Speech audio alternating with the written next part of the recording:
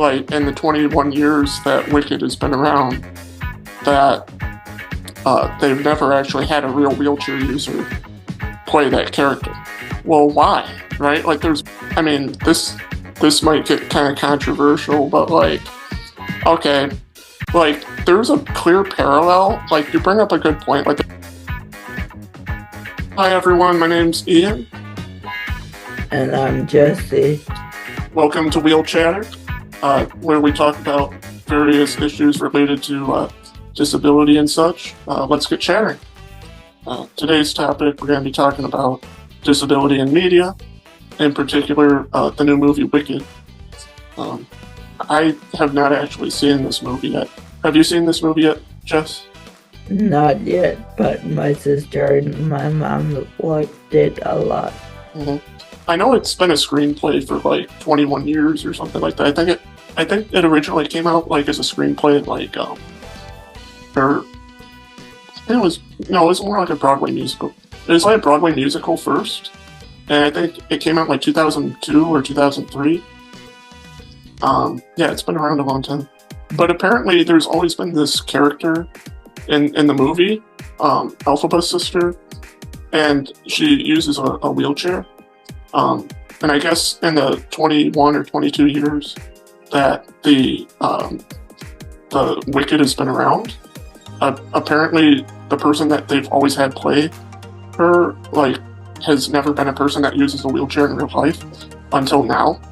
So in the most recent adaptation, they have this new actress. I think she's like 24 years old. Her name's Marissa Brody, and she uses a wheelchair in real life and also in the movie.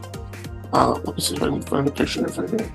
So like, this is Marissa Brody, and as you can see, she uses a wheelchair in the movie, but also in real life.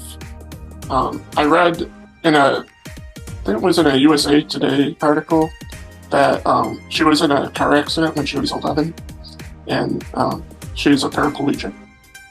But yeah, what are your thoughts on having an actual wheelchair user in the movie, Jess?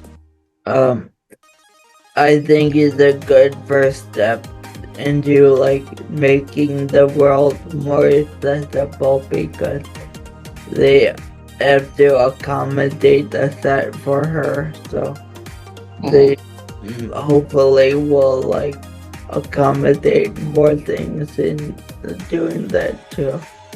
Yeah. And do you think with the accommodation, do you think that's one of the reasons why even for characters that have disabilities, they pick people that like don't have the disability to play them a lot of times because they don't want to accommodate them? That's I've never really thought about that, but that's a good point you bring up. Mm-hmm. Yeah, like, because I read that on the set, like, apparently they're at a university in the school. It's called Shiz University, and apparently there are no stairs. Like, everything has ramps, and that's really interesting. Especially like, I think it's really interesting in a world like Wizard of Oz where like they clearly have magic, and so like, you have a character that's paraplegic, right? And like you literally have like flying like witches and flying monkeys and things, and it's kind of like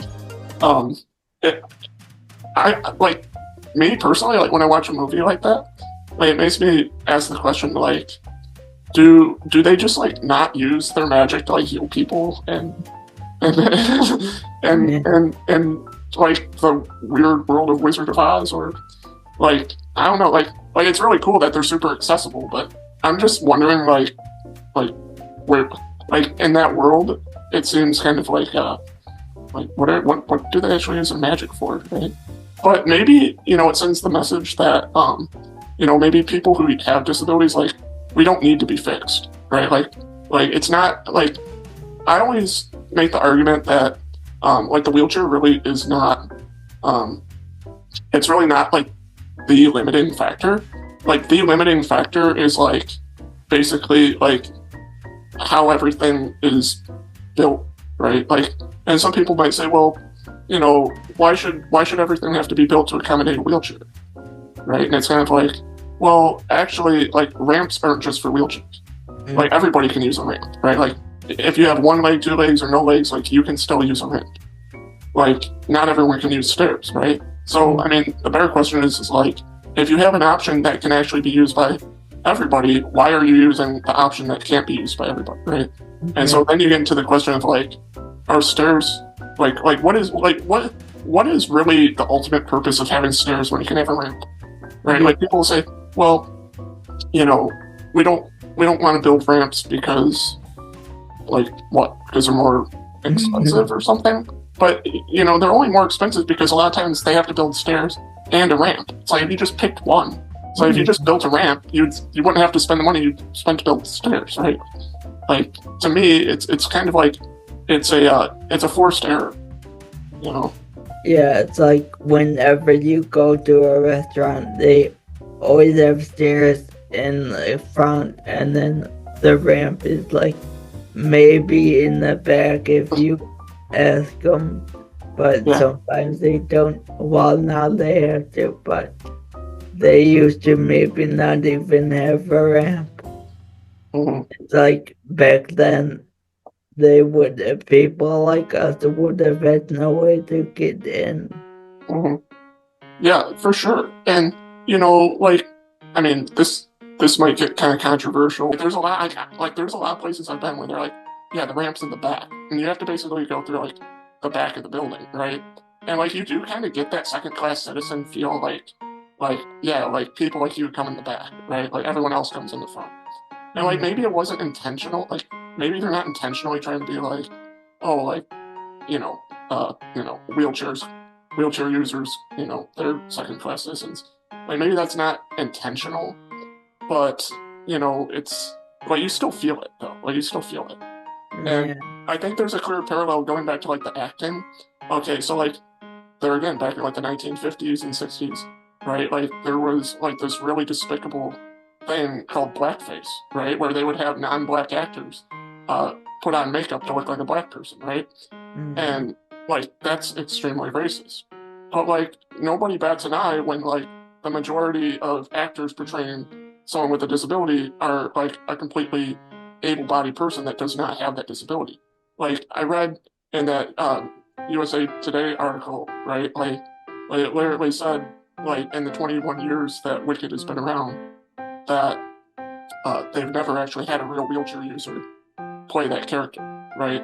So it's kind of like, well, why, right? Like, there's millions of people that use wheelchairs in the United States. So like you're telling me like they couldn't find one to like play like to me, like you know, if you had a white person right put on blackface and then you know like play like try to portray a black actor, like nobody would tolerate that.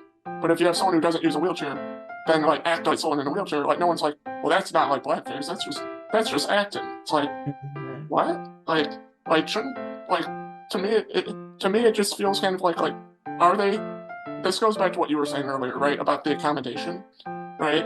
Will they pick a non-disabled person to portray a disabled person because they can get all the benefits of showing a disabled person without actually having to apply the accommodations, right? Because like they're like, well, we can have someone on the movie set play someone in a wheelchair, but we don't have to actually have an accessible movie set because they're not actually disabled, right? So like it's literally just kind of I don't know. Like to me, it just feels kind of like they they really don't want to like one of the things you keep seeing with this new movie is like they keep talking about like inclusion, right? Like and representation.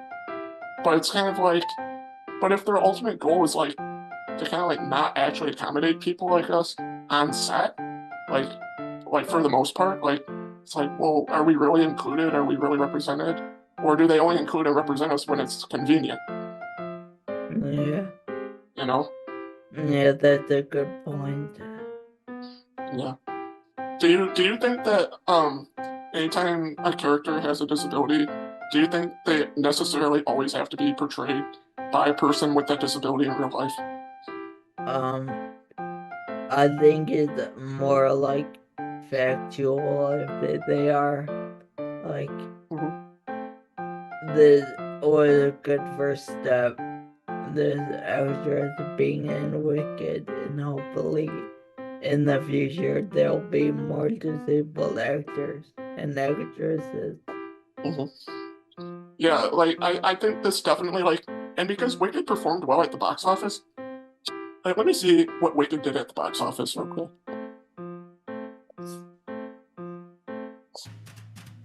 Like, because it did well, like that should be an incentive. Like, at a bare minimum, they know that they're not going to lose money, right? Or at least they could potentially make money by having like disabled actors, right? Let's see. Well, all the people like loved how the actress was disabled. Let's see here. What did it do?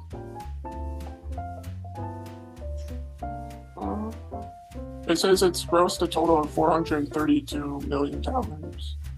It's the 33rd highest grossing live action movie of all time. Wow. So it's doing pretty good. Yeah. So, you know, and let's face it, like there's a lot of reasons this movie is probably doing well.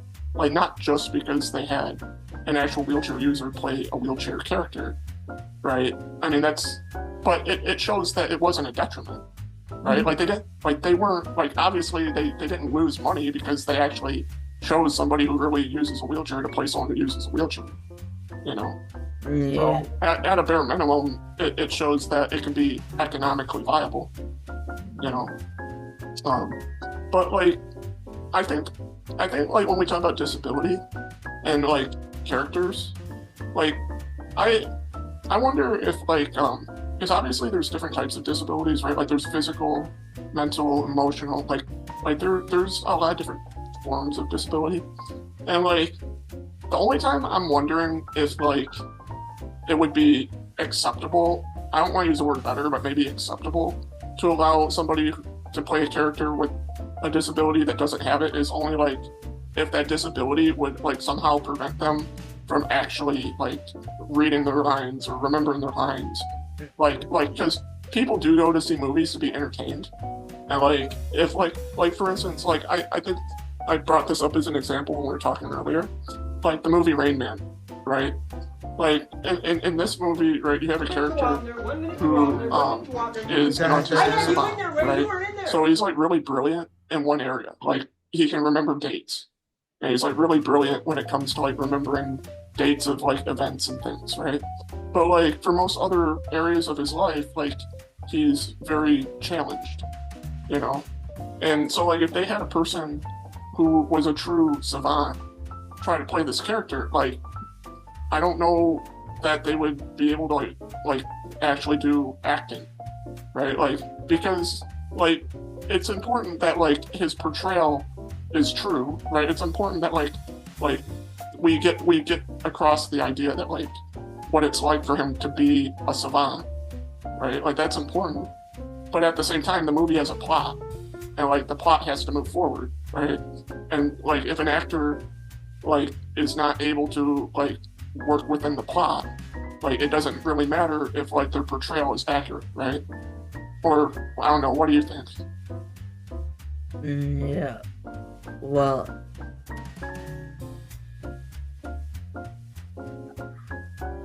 Are you there? Yeah. Sorry. I'm just thinking about this really quick. I'm not the quickest thinker. That's why. No, you're fine. You're fine, man. But yeah. Well, I mean, honestly, I didn't really think about it that much until like you kind of mentioned this topic, like to me a few days ago, and then I kind of started thinking about it and like, you know, like there are actually like a fair amount of movies that do feature people with various disabilities in them, but like a lot of times those characters don't actually have that disability in real life, and the more I thought about it, the more I was like, well, yeah, they should always pick the person that really has that disability in real life to play the character with that disability. But then the more I thought about it, the more I was kind of like, but sometimes movies, because they're not entirely realistic, like they require people to do things that could be outside of, like, I don't know, like certain limitations, right? But then there's the counterpoint, right? That like, well, because movies have things like special effects and stunt doubles and CGI and stuff, right? Like, could that make up for certain limitations? I don't know. Oh, and actually, now that I think about it, like, I just mentioned the whole idea of a stunt double, right? If you have a character that has a certain disability, and like, they actually have an actor that really does have that disability, like, should their stunt double also have to have that disability, right? Like for instance, like going back to Wicked, right? Marissa Brody, right? She's a paraplegic, right? Like, if for some reason they need a stunt double, like, should they have to find another stunt double that is a paraplegic, or is that when it's acceptable to just be kind of well, like maybe it can slide? Yeah, and I think hopefully this is the first step to making everything more accessible because Hollywood makes a lot of money, so Oh yeah, they can spread the wealth all over. yeah. I wonder how much. I wonder how many ramps they could make with like the billions of dollars they Yeah, put in. Like, well, yeah. because the ramps aren't even that expensive if you buy the right ones. No, no. Like in our last video, we talked about how they even make portable ramps that they're like maybe like 150, $200, and like they do the job like just fine. So like it's not even like we need like these super elaborate like permanent ramps. Like literally just like even some portable ramps in certain situations will do. I mean, I know like for certain settings like that probably wouldn't work, or like maybe it would even be somewhat of a liability. But I just think that accessibility, the more people see the more I think the more people see like just like people with various disabilities like in media, I think the more they're gonna think about accessibility. And I think the more they think about accessibility, the less hesitant they are to incorporate it and integrate it into like society. You know what I mean?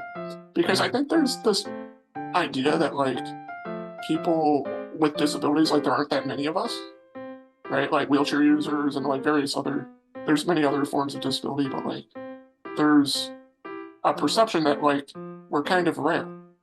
But the only reason that we seem rare is because there's a whole lot of us that can't even get out of our freaking house. You Yeah. know what I mean? So it's like it's not that we're rare. It's that society is built in such a way that like a lot of us like can't even function within it. And so you don't, as a result, you don't really see us. But it's not like we couldn't come out. It's just like look, if you were a paraplegic living in downtown, like living somewhere in Detroit, right?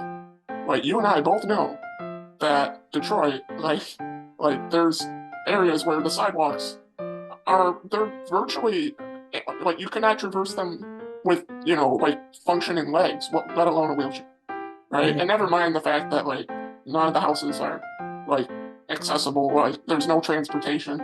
Like there's no bus system that is really like consistent.